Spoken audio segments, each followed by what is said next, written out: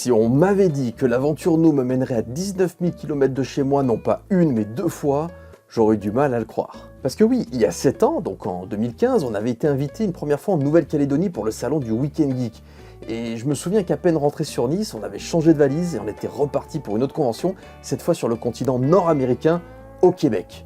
C'est surréaliste, mais c'est vrai. Et aujourd'hui, en 2022, on a à nouveau été invité dans l'hémisphère sud, mais cette fois pour les 10 ans du Week-end Geek consacré au retour d'anciens guests. Une sorte d'Avengers sous les tropiques. Et quitte à faire toute cette route avec une escale au Japon, on s'est arrêté 5 jours au pays du soleil levant. Et pour ceux que ça intéresse, je détaille ça dans le vlog précédent. En ce qui nous concerne, le vol s'est bien passé, on en a eu pour un peu moins de 9 heures, et cette fois ça s'est bien goupillé parce qu'on est arrivé à 23 heures.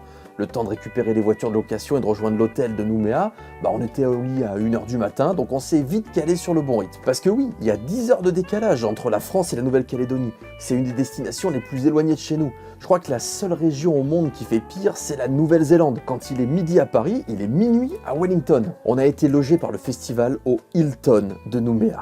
Et le matin, quand on a ouvert les rideaux, on a découvert cette vue.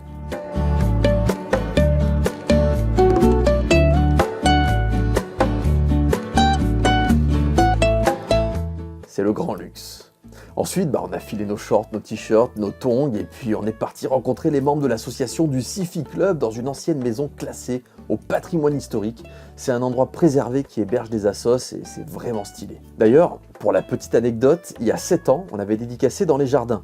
Et à un moment, Mathieu, donc Istos, s'est levé pour prendre une photo quand une mangue est tombée d'un arbre. On a entendu « PAOU !» Puis on s'est tous retournés et on a vu une table fissurée pile à l'endroit où se trouvait la tête de Mathieu quelques secondes plus tôt. Donc un peu plus et on se serait recueilli devant un mémorial d'Istos le druide terrassé par une mangue. On a aussi pu revoir ou rencontrer les autres invités avec notamment Benzaï et Bob Lennon que vous connaissez sûrement, mais aussi Nicolas Keramidas et Didier Chris qui sont deux sommités du monde de la BD franco-belge. Les deux sont super sympas, donc ça faisait 3 sommités avec Philippe Cardona, c'est plutôt pas mal. Après, on est parti sur l'île aux Maîtres, c'est une petite île au large de Nouméa. Alors, on n'a pas eu trop de chance côté météo, le temps était plutôt gris et certains jours on pouvait même pas naviguer, mais dans l'ensemble on a quand même bien profité. Mais bon, après, même sans soleil, ça vaut clairement le coup d'œil, vous verrez les images parlent d'elles-mêmes. Par contre, avec la houle et les bourrasques, on a eu quelques petits dommages collatéraux pendant la traversée. Alors d'abord, Nicolas Keramidas a perdu sa casquette à cause de la vitesse. Ensuite, ceux qui voulaient profiter de la vue dehors ont été trempés par les vagues qui se brisaient contre le bateau, mais bon, ça, dans les tropiques, c'est pas trop grave.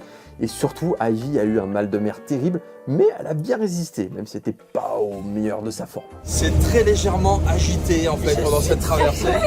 Gaïa, elle est totalement... Et là, on a Johanna, on a Ivy qui est totalement barbouillée, qui sait plus quoi faire. Ensuite, quand on a accosté, on a eu droit à une éclaircie, juste le temps de profiter de ce décor de carte postale. Et voilà, nous sommes arrivés sur l'île aux Maîtres, pas loin de Nouméa, 10-15 minutes en bateau.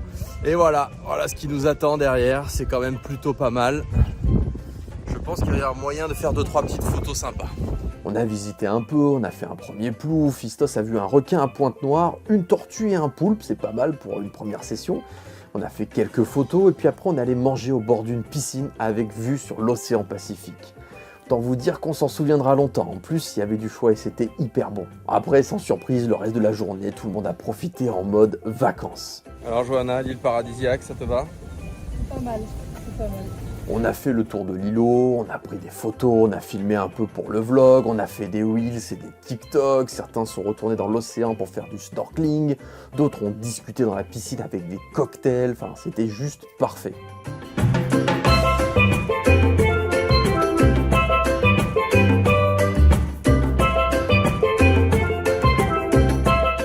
Après, les autres jours, on a visité le centre culturel de Djibaou, qui aurait fait un excellent lieu de tournage avec des cases impressionnantes.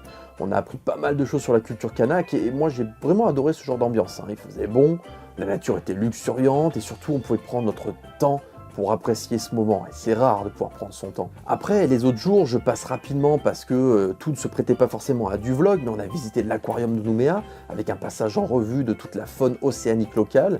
On a rencontré pas mal de monde, dont le dessinateur Nicolas Yann Martin, dont j'aime beaucoup la méthode de travail parce qu'en fait il est hyper mobile. Il emporte son iPad Pro partout avec lui et dès qu'il a un moment, il se cale dans un coin sympa et il continue à bosser. Ensuite, le dernier jour avant le début du salon, on a pu faire la traversée vers l'île aux Canards. La houle s'était un peu calmée et donc on a pu y aller.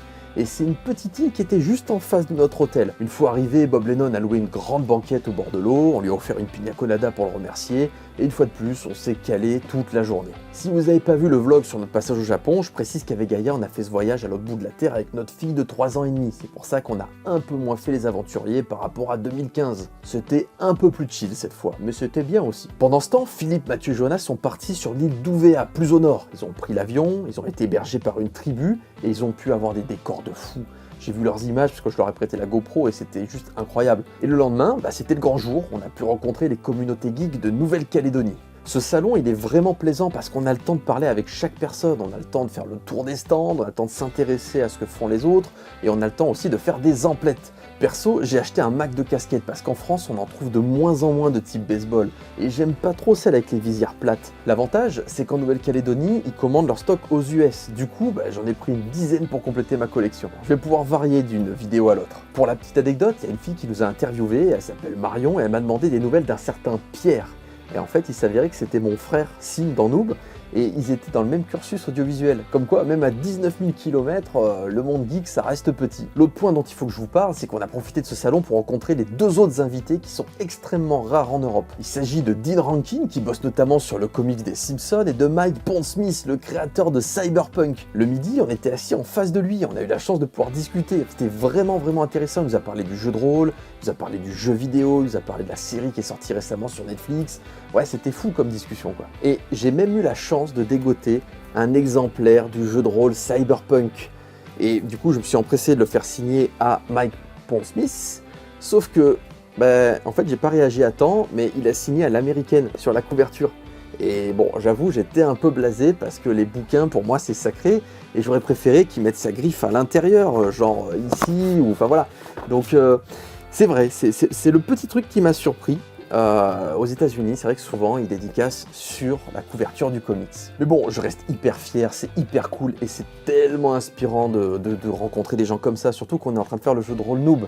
Donc forcément, quand tu rencontres une pointure pareille à l'échelle planétaire, ça motive encore plus. De leur côté, Gaïa et Ivy se sont fait simpsoniser par Dean Rankin. J'ai vu Philippe dédicacer toute la journée, j'ai même vu passer des encyclopédies Noob. Enfin, c'est toujours surprenant quand tu vas croiser un de tes bouquins à l'autre bout de la planète. Surtout que celui-là, il est mastoc. Donc j'étais hyper fier à chaque fois que je croisais des bouquins, des romans et tout ça, c'était vraiment cool. Et le soir, Gaïa a été invitée au JT.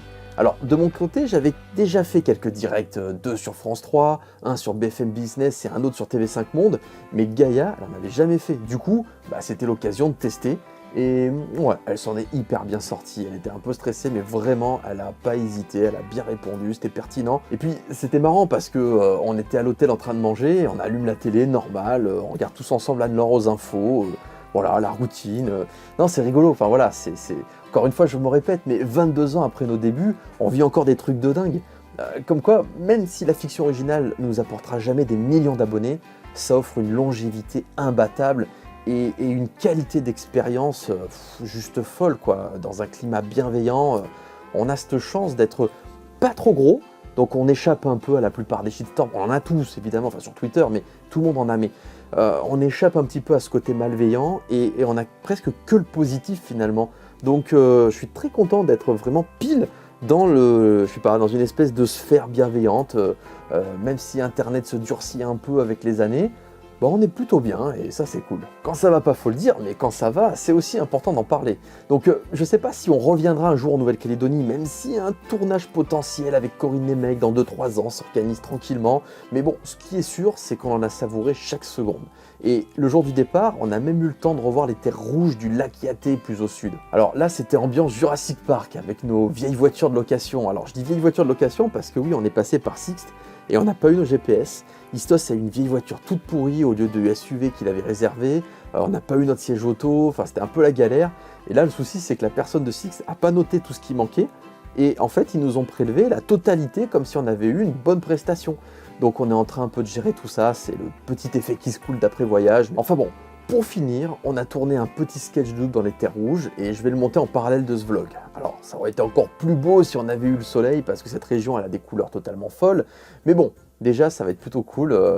C'est pas grand-chose le sketch, hein, c'est juste un sketch qui annonce qu'on va reprendre les tournages, mais voilà, quitte à être là-bas, c'était plutôt sympa de reprendre un peu les vieilles habitudes. Voilà, on arrive à la fin de ce vlog souvenir. Le soir, l'avion a décollé à 1h du matin, on a volé 23 heures en tout, avec les escales, ça fait un voyage de 48 heures.